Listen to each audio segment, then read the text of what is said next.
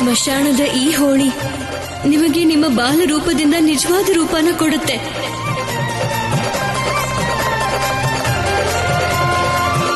ಖಂಡಿತ ನಿಮ್ಮ ಎಲ್ಲ ನೆನಪುಗಳು ಬರುತ್ತೆ.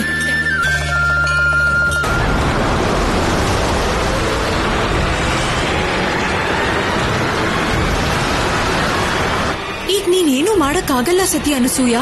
ಈಗೇನ್ ಮಾಡ್ಬೇಕೋ ಬಾಲಶಿವನೇ ಮಾಡ್ತಾನೆ. ಅವನ್ ಬರೋದಕ್ಕೆ ಎಲ್ಲ ಸಿದ್ಧತೆ ಮಾಡಿದ್ದೀನಿ ನಾನು. ಗಾಳಿ, ಬಿರುಗಾಳಿ, ಮಾರುತ ಇದೆಲ್ಲ ನನ್ನ ಆಮಂತ್ರಣ ಅವನಿಗೋಸ್ಕರ. ಇಷ್ಟರಲ್ಲಿ ಅವನಿಗೆಲ್ಲ ಗೊತ್ತಾಗಿರುತ್ತೆ. ಅವನು ಯಾವುದೇ ಕ್ಷಣದಲ್ಲೂ ಇಲ್ಲಿಗೆ ಬರಬಹುದು.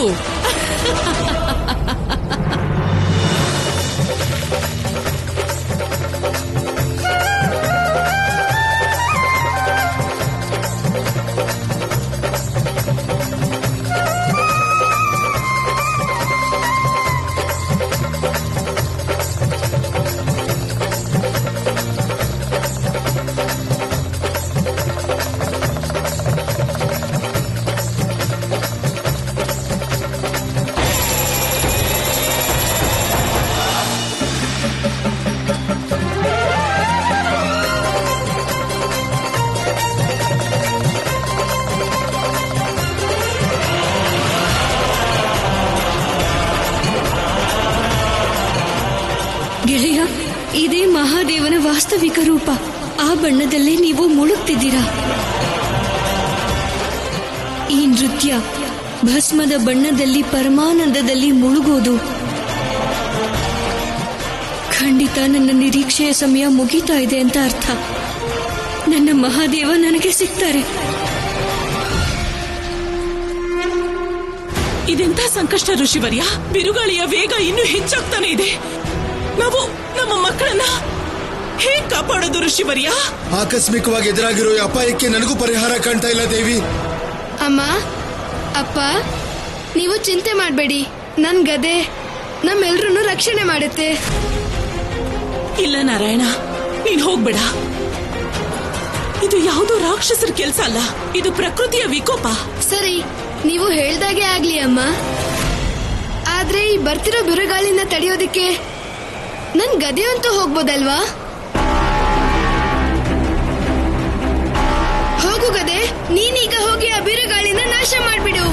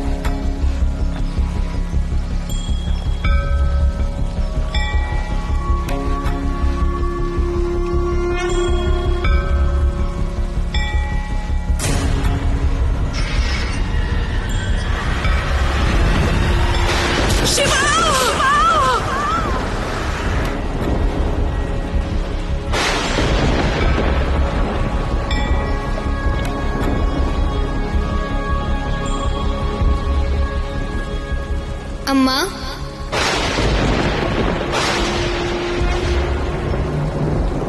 ನಾನು ಬರ್ತಾ ಇದ್ದೀನಿ ಅಮ್ಮ.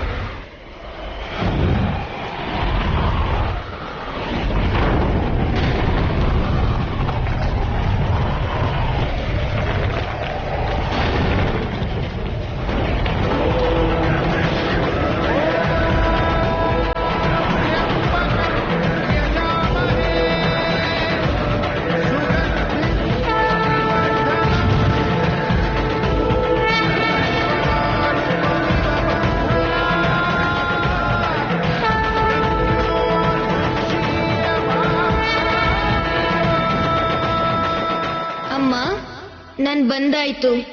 ನಿಮ್ಗೆ ಏನಾಗೋಕ್ಕೂ ಬಿಡೋದಿಲ್ಲ.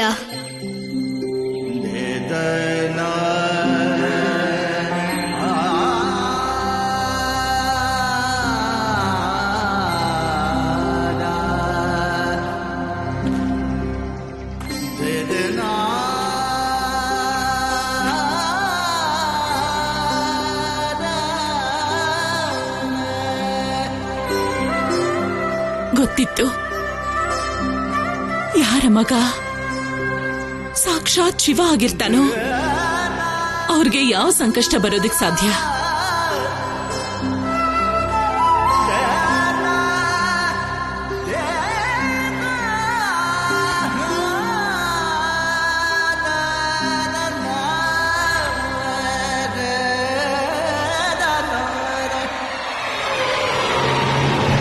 ಇದೇ ನನ್ನ ಆಸೆ ಆಗಿತ್ತು, ಈಗದು ಪೂರ್ತಿ ಆಯ್ತು.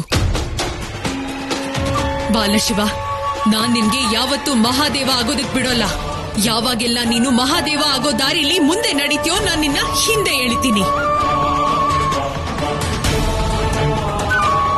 ಈಗ ಹೋಗಿ ಈ ಶುಭ ಸಮಾಚಾರನ ಅಮ್ಮಂಗೆ ಅಣ್ಣಂಗೆ ಹೇಳ್ಬೇಕು.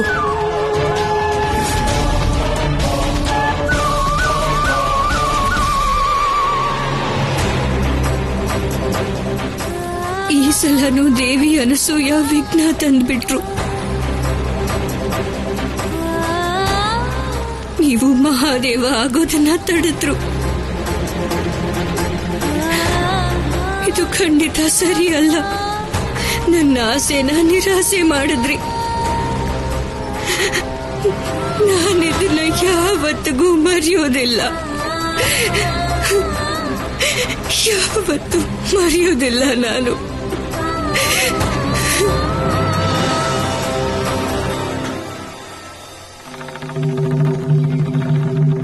ದೇವಿ ಪಾರ್ವತಿನ ಕಾಶಿಲ್ ಬಿಟ್ ಬಂದ್ಯಾ? ಇಲ್ಲ ಅಮ್ಮ, ನಿಮ್ಮ ನೋವಿನ ಕೂಗನ್ನ ಕೇಳಿ ಅವ್ರಿಗೆ ಏನು ಹೇಳ್ದೆ ಬಂದ್ಬಿಟ್ಟೆ. ಈಗ ನಾವೆಲ್ಲ ಒಟ್ಟಿಗೆ ಕಾಶಿಗೆ ಹೋಗೋಣ. ಈಗಲ್ಲಿಗೆ ಹೋಗೋ ಅಗತ್ಯ ಏನಿದೆ? ರಂಗೋತ್ಸವ ಅಂತೂ ಮುಗ್ದು ಹೋಗಿರುತ್ತಲ್ಲ. ಇಲ್ಲ ಅಮ್ಮ, ನಾವು ಹೋಗ್ಲೇಬೇಕಾಗತ್ತೆ. ನಾನು ಇದ್ದಕ್ಕಿದ್ದಾಗೆ ಬಂದಿದ್ದಕ್ಕೆ ಅವ್ರಿಗೆ ಚಿಂತೆ ಆಗಿರುತ್ತೆ.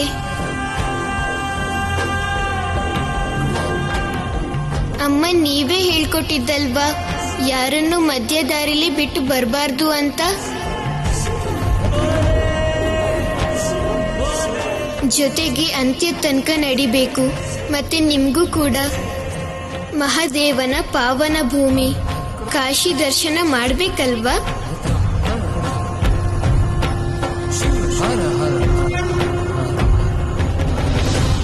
ಶಿವ ಹೇಳ್ತಿರೋದೆಲ್ಲ ಖಂಡಿತವಾಗ್ಲೂ ಸರಿಯಾಗಿದೆ ದೇವಿ. ಆ ಕಾಶಿ ವಿಶ್ವನಾಥನ ದರ್ಶನ ಮತ್ತೆ ಗಂಗಾ ಸ್ನಾನದ ಉದ್ದೇಶದಿಂದಾನೇ ನಾವು ಮನೆಯಿಂದ ಹೊರಟಿದ್ದು. ನನ್ನ ಪ್ರಕಾರ ಅದನ್ನ ಪೂರ್ತಿ ಮಾಡೋ ಪ್ರಯತ್ನನ ನೀವು ಖಂಡಿತ ಮಾಡಬೇಕು.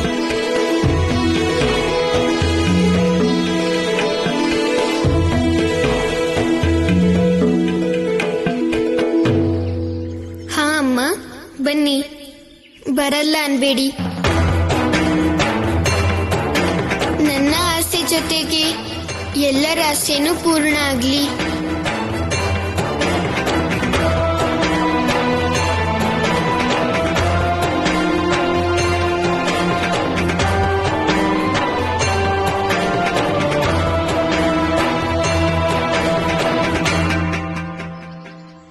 ಈ ರೀತಿ ಅನ್ನ ಬಿಟ್ಟು ಎಷ್ಟು ದಿನ ಉಪವಾಸ ಇರ್ತೀಯ?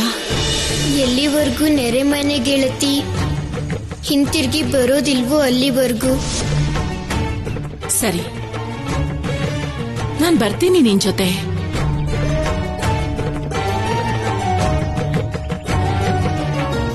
ಆದ್ರೆ ಅದಕ್ಕೂ ಮೊದಲು ನೀನು ಊಟ ಮಾಡಬೇಕು.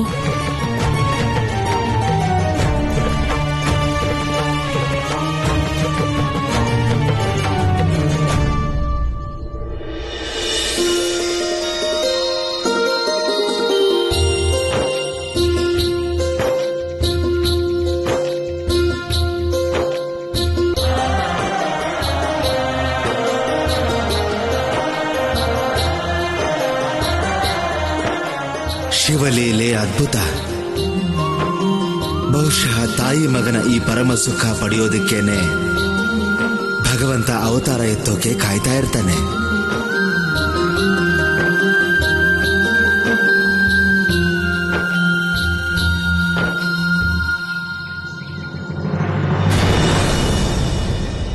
ಇದೆಂತ ಮೂರ್ಖತನ ಅಜಾಮುಖಿ.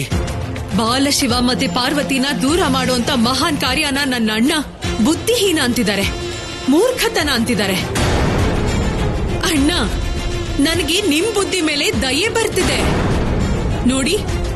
ಅಮ್ಮ, ಅಣ್ಣನ್ ಬುದ್ಧಿ ಹೀಗೆ ಇದ್ರೆ ತ್ರಿಲೋಕನೇ ಇವ್ರ ಕೈಯಿಂದ ಬಿಟ್ಟು ಹೋಗ್ಬಿಡುತ್ತೆ. ನಿನ್ ಹಾಗೆ ಬುದ್ಧಿ ಇಲ್ದಿರೋ ಸೋದರಿ ಇದ್ರೆ ಖಂಡಿತವಾಗ್ಲೂ ಬಿಟ್ಟು ಹೋಗುತ್ತೆ. ಬಿರುಗಾಳಿ ಎಪ್ಸಿ ಅನ್ಸೂಯನ ಇಲ್ಲಿ ಕರ್ಕೊಂಡ್ ಬರ್ಬೇಕಿತ್ತು ನನ್ನ ಹತ್ರ.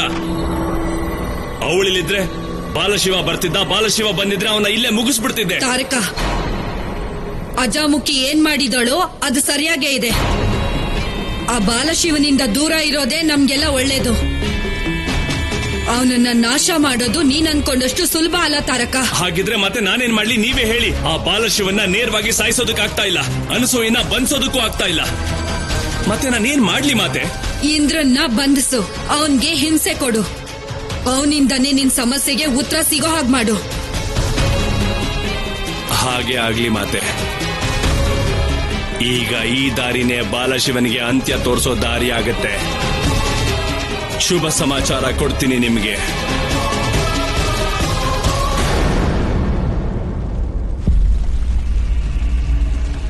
ಗೆಳತಿ ಗೆಳತಿ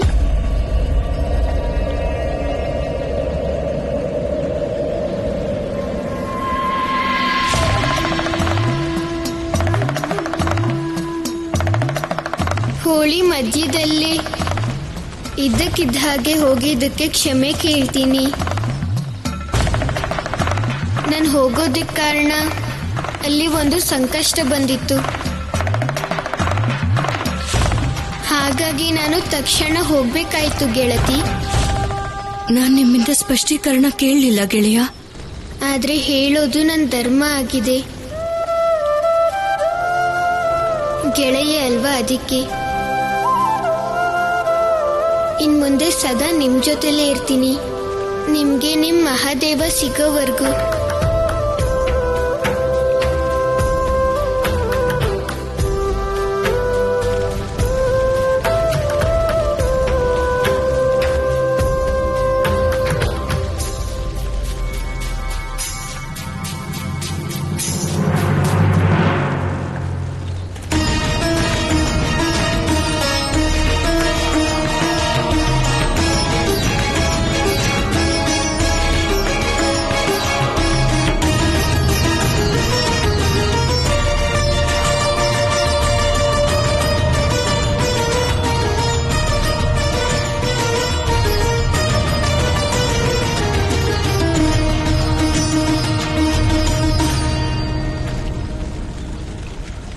ನಿಮ್ಗೆ ಬಹಳ ಬಹಳ ಧನ್ಯವಾದ ದೇವಿ ಪಾರ್ವತಿ.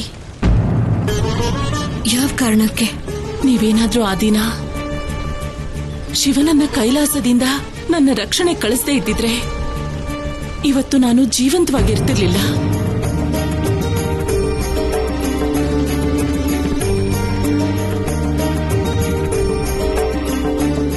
ನೀವು ಶಿವನಿಗೆ ಪೂಜನೀಯ ಮಾತೆ. ನಿಮಗ್ ತೊಂದರೆ ಆದ್ರೆ ನಾವು ತ್ರಿದೇವಿಯರು ಹೇಗ್ ಸಹಿಸ್ತೀವಿ? ನಿಮ್ಮ ರಕ್ಷಣೆ ನಮ್ಮ ಧರ್ಮ ಆಗಿದೆ. ದೇವಿ ಪಾರ್ವತಿ, ನೀವು ನನಗೆ ತೊಂದರೆ ಕೊಡಬಾರ್ದು ಅಂದ್ಕೊಂಡಿದ್ರೆ ನನ್ನ ಮಗ ಬಾಲಶಿವನನ್ನ ನನ್ನಿಂದ ದೂರ ಮಾಡೋದಿಕ್ಕೆ ಇಷ್ಟೆಲ್ಲ ಪ್ರಯತ್ನ ಮಾಡ್ತಾ ಇರ್ಲಿಲ್ಲ.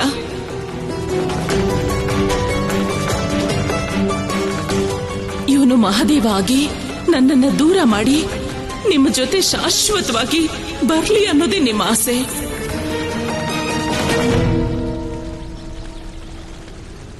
ಸತ್ಯ ಹೇಳಿದ್ರಿ ನೀವು ದೇವಿ ಪಾರ್ವತಿ. ನಾನು ಶಿವನ ತಾಯಿ. ಆದ್ರಿಂದ ನನಗೆ ಪೂರ್ಣ ವಿಶ್ವಾಸ ಇದೆ, ಶಿವ ನನ್ನನ್ನ ಬಿಟ್ಟು ಯಾವತ್ತೂ ಹೋಗಲ್ಲ.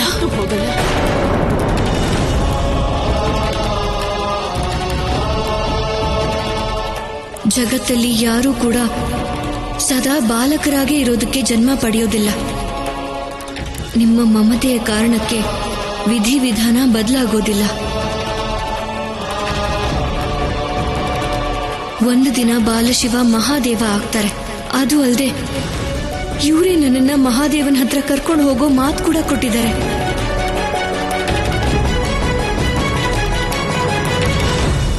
ಇನ್ನು ನಾವು ಹೊರಡೋಕೆ ಸಿದ್ಧತೆ ಮಾಡ್ಕೋಬೇಕು ಗೆಳತಿ.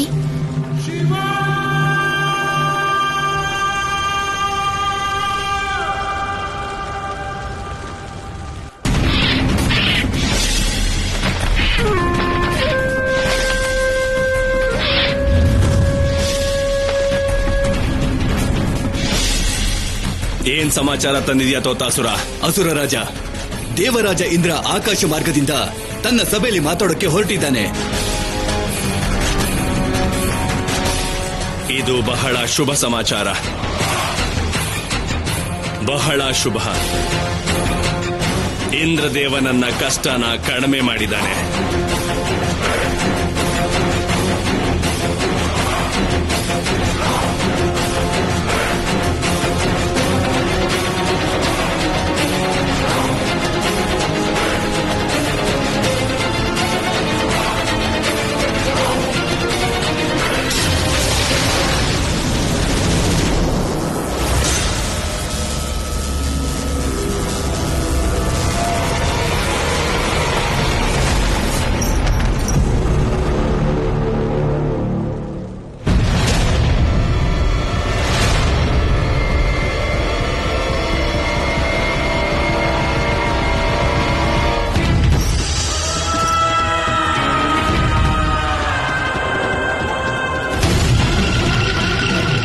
ಏನ್ ಬೇಕು ನಿನಗೆ?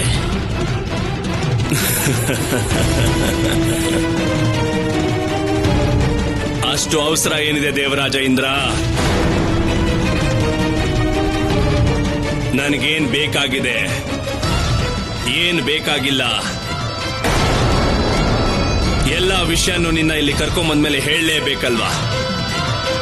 ಎಲ್ಲ ಹೇಳ್ತೀನಿ.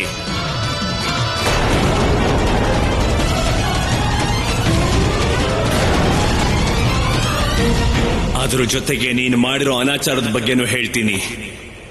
ನೀನು ನನ್ನ ತಂದೆ ವಜ್ರಾಂಗ ಮತ್ತೆ ತಾಯಿ ವಜ್ರಾಂಗಿನಿಗೆ ಅವರ ತಪಸ್ಸಿನ ಸಮಯದಲ್ಲಿ ಮಾಡಿರೋ ಅನ್ಯಾಯ, ನೀನು ಮಾಡಿರೋ ಎಲ್ಲ ಅನಾಚಾರ, ಎಲ್ಲ ಪಾಪ, ಅಷ್ಟು ನಾನು ಹೇಳ್ತೀನಿ ನಿನಗೆ. ಮತ್ತೆ ಅವೆಲ್ಲಕ್ಕೂ ಒಂದೊಂದಾಗಿ ಶಾಸ್ತಿ ಮಾಡ್ತೀನಿ. ಈ ಶಾಸ್ತಿ ಮಾಡ್ತಾ ಇವೆಲ್ಲಕ್ಕಿಂತ ದೊಡ್ಡ ಪಾಪ ಮಾಡಿಸ್ತೀನಿ ನಿನ್ನ ಹತ್ರ.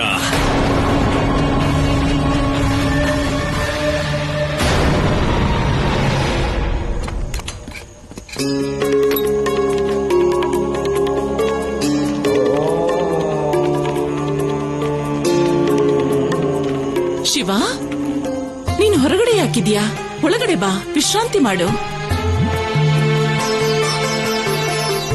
ದೇವಿ ಪಾರ್ವತಿ, ನೀವು ನಿಮ್ಮನೆಗೆ ಹೋಗಿ ಸ್ನಾನ ಎಲ್ಲ ಮುಗಿಸಿ. ಮತ್ತೆ ನೋಡಿ, ನೀವು ಅಡಿಗೆ ಏನು ಮಾಡ್ಕೊಳ್ಬೇಡಿ, ನಾನೇ ಕಳಿಸ್ಕೊಡ್ತೀನಿ.